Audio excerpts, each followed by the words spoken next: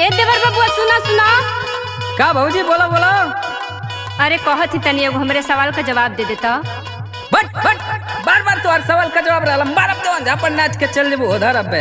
कैसन बोलेला हो? कैसन बोलीला? अब एगो सवाल का जवाब पूछत थी तो मतलब ये कुल भाषा रह गइल ह। ठीक है चल पूछ। हाँ तो सुना। सुनाओ सुनाओ। कौन चीज लईकी लगावत आँख माला कावेली वही रे जगहिया पे अंगूरी।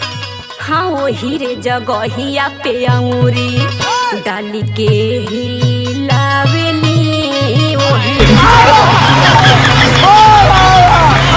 समझ में आवत है ना? अरे हमके तो समझे में आवत हो। अरे तो बतावा इतना झौहात काहे हवा? और तुम ऐसा ये भारी तुम्हारा सवाल हो। अरे तो बता दो, इतना प्यार से पूछत हई। ले सुन।